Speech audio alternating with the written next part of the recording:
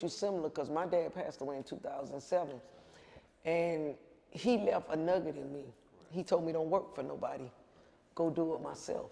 He said, you could do it. And literally my dad died, and that was something I kept inside of me. And every time I would want to step out on my own and believe God for it, that was my push. So just reading your bio, you went up to Detroit. You from Detroit? My dad lived in Detroit at the time when he passed away. So. Yeah, I was reading that, and you say that you got there too late, but that kind of like shift you. So my last conversation with my dad, and I don't know if my dad knew he was sick, because like my dad, he came to him and my mom didn't really get along like that, but he didn't care. Like that last time he came down, he made his rounds, he came and seen everybody, made sure he took pictures with all the kids and everything. But the last conversation we had was like, when the weather clear up, we're gonna go to Disney World, we're gonna take the kids. And then my sister calls me and she's like, they had to rush dad to the hospital, to get a bed. I had pneumonia at the time. Oh. I was sick, and it was like negative, whatever it was in Detroit. So it took me like a day to even get out of bed to get up there. And then I had a layover flight in Philadelphia or something like that. By the time I landed, my phone was blowing up. He had already passed away. So I didn't get a chance to say goodbye. I didn't get a chance to, so it was. But he was proud of you. Yeah, I mean, at least the last conversation I know we had, it was like he knew, why I stood, I loved him. I mean, we were in a good place and stuff like that. But I mean, I think it's different when somebody's like sick and you kind of like. Yeah, it's sudden death. That's what hit me. My dad's death was, I saw my dad the 4th of July. It was a Father's Day week. And then the next call I got, the same thing. I didn't have a chance to say goodbye. It just like hit me like a ton of bricks. How do you juggle marriage and family and being a business owner? Because I know that could be having wifey, family.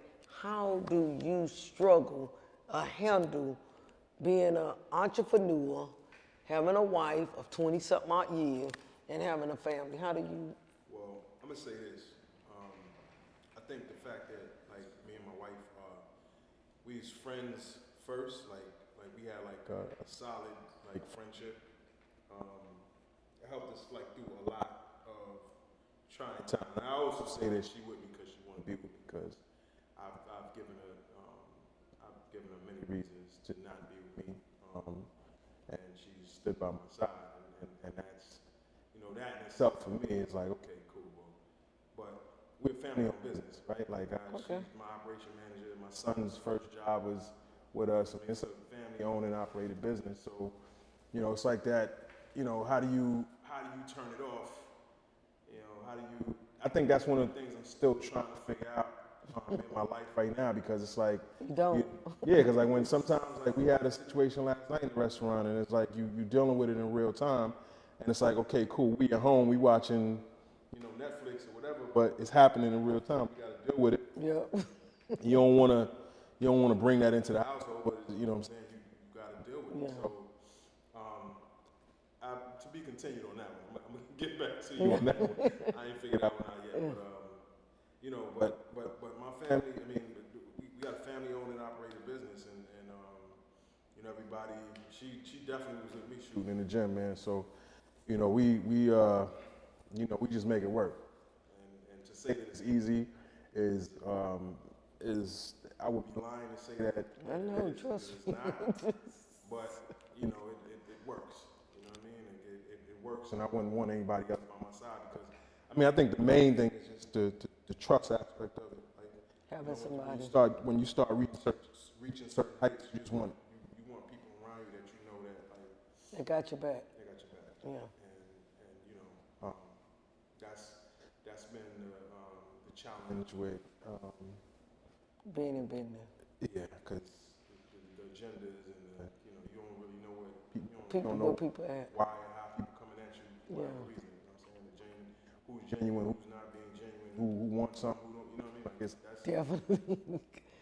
But you know what? I'm gonna really say kudos to you as a brother. One, I'm just gonna be a little personal off the little subject a little bit. That you said that you gave her a million reasons to live, but she stayed with you.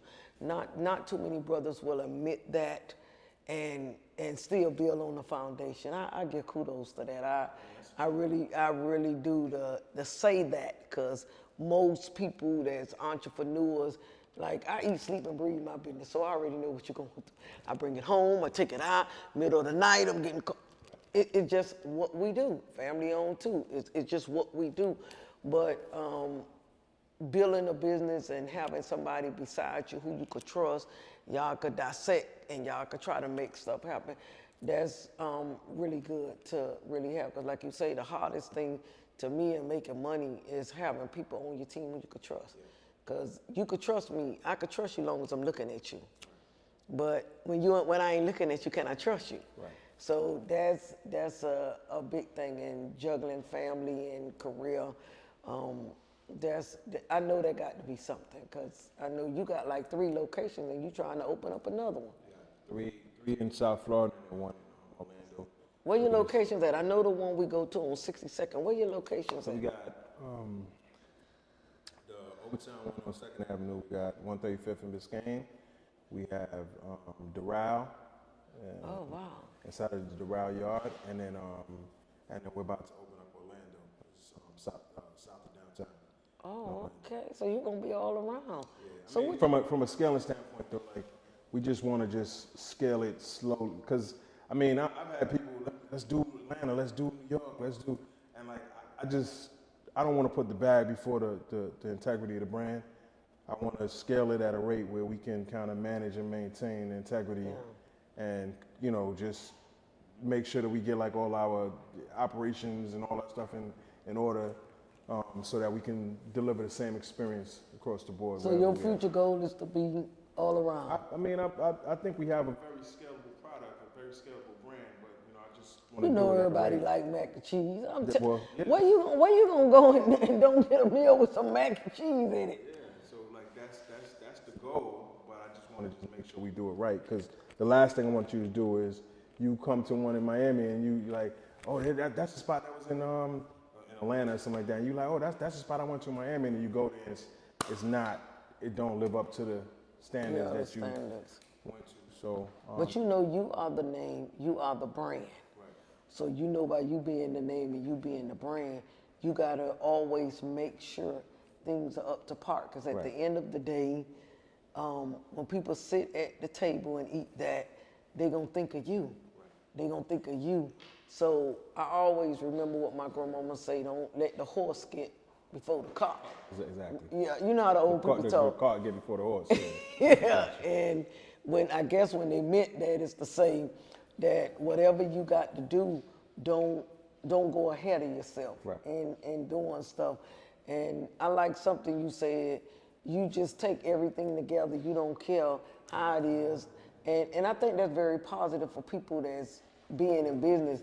I heard a statement today, and I just used it to myself. I like working. I just like making my own work. I like making my own working hours. Right. Yeah, so you enjoy being an entrepreneur instead of going on a 9-to-5 job. And I tell people all the time on my podcast, there's nothing wrong with working a 9-to-5. There's nothing wrong with that. It's just that I want to live out my craft, my vision, my dream. I will say this: entrepreneurship definitely ain't for everybody, right? Yeah. Like, entrepreneurship, it ain't for weak of heart. You know, like, entrepreneurship is you deal with extreme highs, you deal with extreme lows. It can be a very like lonely place sometimes, because, you know, like, I remember we went to this retreat in the Keys one time, and it was they had like a bunch of different entrepreneurs. Like, it was called a Founders Retreat, and it was so amazing because it was like everybody who was there like owned businesses, right? But we was able to have like-minded conversations with people. Like, I'm talking about something before I even finish the conversation. You already finished it because you're going through the exact same thing I'm going through right now.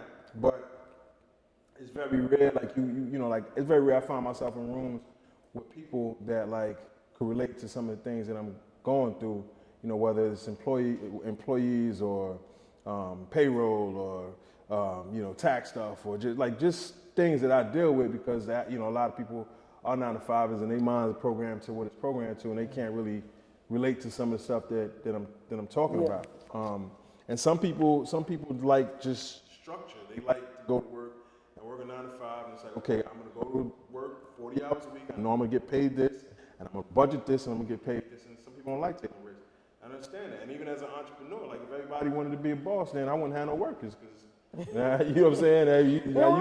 I totally agree with you. It's I totally agree with you. Everybody can't be an entrepreneur. I just feel inside that everybody have a gift, and you could work the 9 to 5. But I'm like, I'm just for myself. I'm not gonna work 30 years on the job. As soon as I retire, I'm dead. Right. I see it in my business all the time. So, like you said, it ain't. And being an entrepreneur is not easy. This is what I'm sure, Derek, you experienced this because, like you say, you the one got to pay all the bills. You got to make the payroll. You got to deal with the IRS. You got to make sure everything is situated. So being an entrepreneur for these people that even listening under the sound of both of us, it's not easy. That's you got to be a selfless person to be an entrepreneur, because entrepreneurship is basically we work together, we make some money, and I don't get paid till everybody else get paid. Oh, talk to me, somebody. So it don't matter what it look like. It don't matter. I gotta make sure you straight. Everybody gotta be straight, and then I get paid. Our sacrifices. Sacrifice, right? So you gotta be willing to do that, which a lot of people may not want to do that, but there's times where you sacrifice and you win big. It's times when you sacrificing, like during COVID. Like my account was like, you need to lay off XYZ amount of people. I didn't want to send none of my people to the unemployment line, so I took a hit on I lost a lot of money. Yeah. Now I wouldn't say I lost a lot of money, but I spent a lot of money to keep a lot of my people. Keep them not to be laid off. Excuse me. I spent a lot of money to keep a lot of my people on board, so I didn't have to send nobody away, stuff like that. Because people count on them paychecks day after day. And I didn't, I'm looking at the news. They talking about how long the unemployment line is, this and that and third. I'm like, okay, cool. Well, I'm gonna take that hit. I mean, everybody won't do that. Like some people are like, okay, well, the account said cut. I'm sorry, it's a straight business, but like for me, I'm investing in people, and I'm investing in people around me. Like eventually, I want to scale my business, but I want to be the people that scale my business with me. People that understand me, understand my business, and understand the culture that we put into the business. So like, I don't want to just hire like no random person. Like, you've been with me for like my guy Reggie is my partner in North Miami Beach. Reggie started off with me on a food truck as a cashier, but to Reggie, ownership was always important. He always pushed ownership. So when I got the opportunity to do North Miami Beach location, I could have did it on my own, but I told him, I'm like, look, why don't you just give me X, Y, Z. It was like short, and I'm like, look, I'm gonna give you X, Y, Z equity, and then so that way you could. That was nice. An owner, and it's like this is what I learned from the music side and management. Like everybody has different things that's important to them. Like some people, they care about being able to spend time with their family. Some people care about ownership. Some people care about money. But I think it's important to be able to have those conversations with people and try to understand people, what moves them, and then so you can have the right kind of conversations to maneuver with them. But that was nice. That was nice that he told you he wanted ownership and you stepped and looked, because honestly, most people would have just told him, okay, oh well. Right, but that's also what I'm saying, like with people that I invest in, it's like, if you've been rocking with me, you know how you can run this business, why would I go get somebody else to do that? When you know how I work, you work with me, under me, so you know how I work. So, like if I can give you an opportunity to own something and run something, I'd rather you do that than go bring in some random person. So what you would tell somebody that's trying to upstart a restaurant business? Just basically, because you don't have both sides, what would you tell somebody that's like, I got a son, he's coming up in the music business, and I'm gonna be honest with you, a lot of these businesses, I'm gonna just be total out real, dog business, ain't nobody helping nobody. I'm just gonna give y'all this part you don't see. Because when I came up in the business, I'm a female. I got the rugged of the dirt. I literally like climb my way up. What would you tell somebody? Because like I got a son, he's been in the music business for a long time, and it's like if I ain't get nothing from you, I ain't gonna give you nothing. I gotta get something to get something. In other words, ain't nobody help nobody. It's a dog eating dog world. But just listening to your story, how you didn't want to lay nobody off during COVID. People didn't care. Just lay you off. People just didn't care. People, yeah, it was like you cared enough for these people that got to go home and feed their families. Now they only on top of that, you know, let's be real. People really not out here to really help each other these days. So what would you tell somebody that really want to go out and venture and do their thing? Because people, what I find my greatest that gratitude, like I tell people about my podcast, I'm giving you genuine information, now. I'm not getting paid for this. I'm giving you something that you could carry. And I'm giving it to you from the low of the low to the high of the high. Because people think I don't know about you, but I wasn't born with a silver spoon in my mouth. Mine was a struggle. So what would you tell somebody that's trying to open up their own business, rather, or get into the music industry? Because you had both blessing parts of the spectrum. I would say you gotta have a plan. You gotta have like some kind of vision of what you're trying to do. You gotta have a visual of the target that you're shooting at. And like in my days, I came up under. I learned like from a lot of the best. Like Uncle Luke was like a big mentor for me, right? Yeah. Like in terms of like somebody is like out here trailblazing, and you know at the time the stuff that he was doing like from an independent standpoint, it wasn't things that was being done. Yeah. And he thought outside the box with a lot of that stuff. But I was also able to sit in a lot of these meetings with him, and I think one of the biggest things, even to this day, like I call Luke, I'm like, yo, I need a meeting. Like, you know, I want to pick your brain or something, or Damon, or like any of these kind of guys, Damon John, Shark Tank, Fubu, all that kind of stuff. Like I pick up the phone and they pick up my calls. And But you privileged. You had a chance to pick up with the best. Right, Some people ain't privileged like that there. Well, yeah, but like that comes from me keeping my face clean with these guys, and like, okay. When I got around them, like when I met Damon, like, you know, building relationships with people, right? But like, where I was going with that is that like, I come from like the interning era, like where we would go around people, and like if I don't know it, I can go and like I'm trying to get in the music business. Let me go, you know, I'll go intern with Luke for a minute, and you know, like I'm gonna sit and be a fly on the wall and just kind of learn, But even since then, I want to say that like the music business for one, has changed. So like a lot of things that used to be prevalent in the music business, it's a way more level playing field now, because like whereas music used to be dictated by radio and like a lot of, it's like you got like a lot of social media, TikTok and social media, a lot of this stuff that's dictating what the radio in turn plays now. So I would say if I wanted to start a business or I want to start something now, I gotta at least have like an understanding of what I'm trying to get into. Like if I wanted to do a restaurant, you know, I didn't just go out there and just throw some money. I put a business plan together, put a 2-year business plan together on what it's gonna look like. I did my research. I just had to do due diligence. Right? Like, okay, cool. I'm doing this concept. Who else is trying to do this concept? What else is around me that's doing this?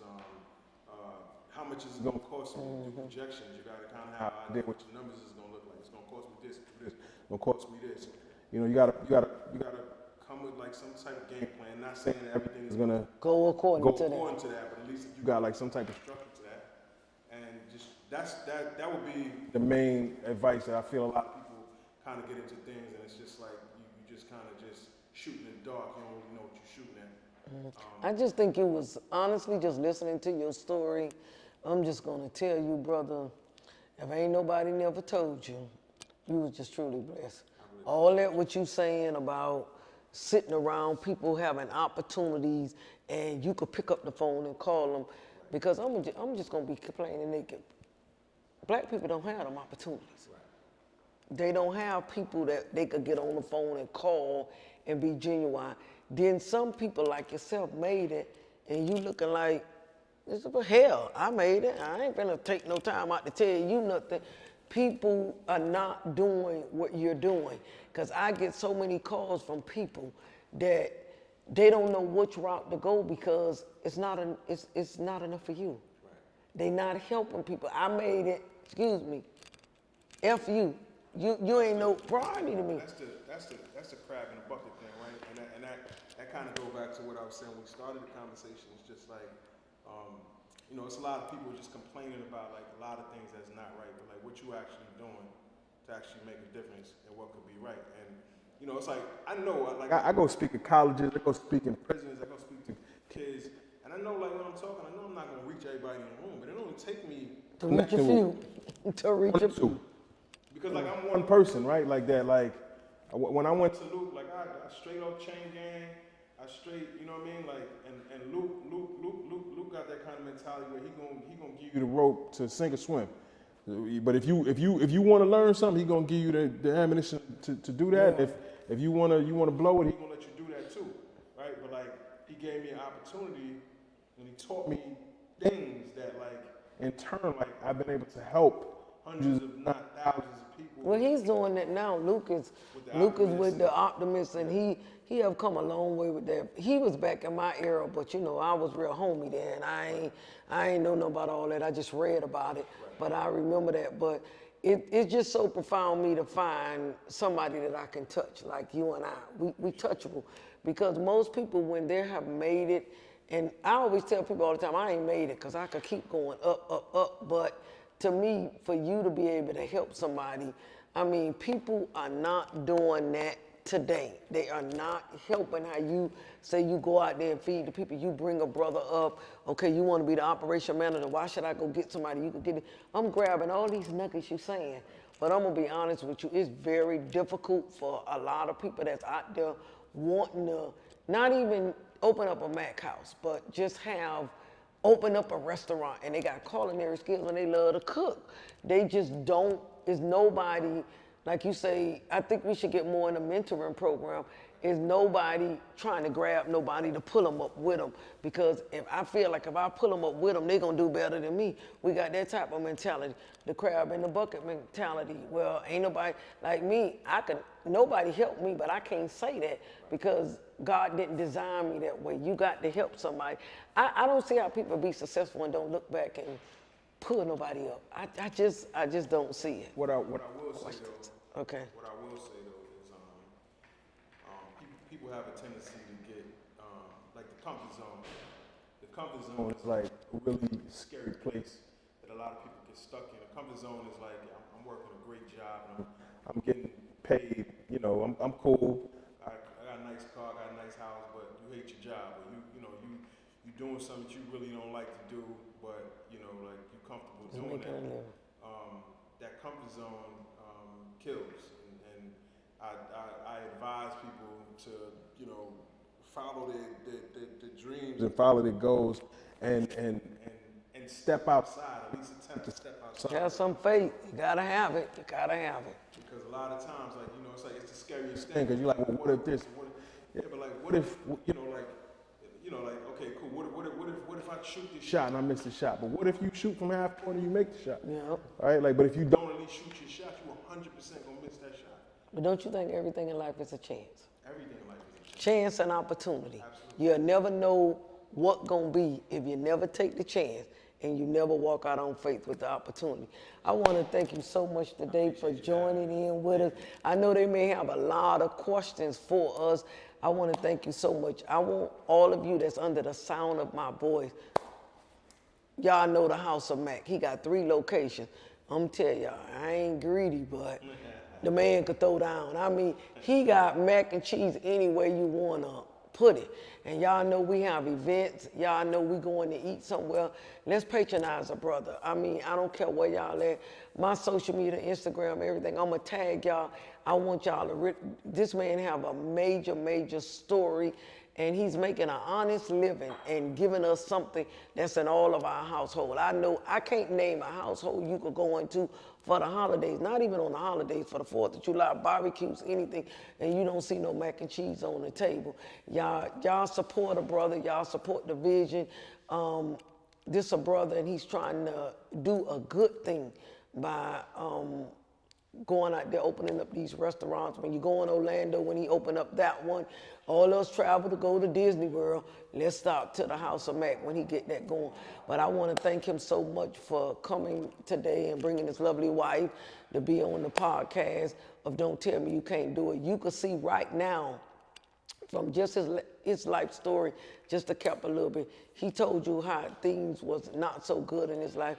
And one thing I heard from him out of this whole thing, he never complained. He said he had diversity, but he never listened to this podcast. Y'all that want to go back and rewind and replay, he never let nothing come in the way for him persevering and keep going. He knew he wanted to cook. He did this. He came back to his love of cooking. And what he did, I want y'all all to know, he didn't let nobody tell him he couldn't do it. So thank you so much, Derek. I really appreciate this. Thank you so much. And y'all, please, his Instagram, his Twitter, his locations and all that is going to be on my website. It's going to be on my Facebook, my Instagram, my marketing director. She's going to put all that on there. Because I don't know if y'all all know, I don't know how y'all don't know about the House of Mac. Now, I'm all the way here in Davie. I know y'all know about the House of Mac. And one thing about us, we all like to eat. We all like to eat. So let's support a brother, and thank you so much. I appreciate it, okay? All righty now. Y'all come get some pictures now for us.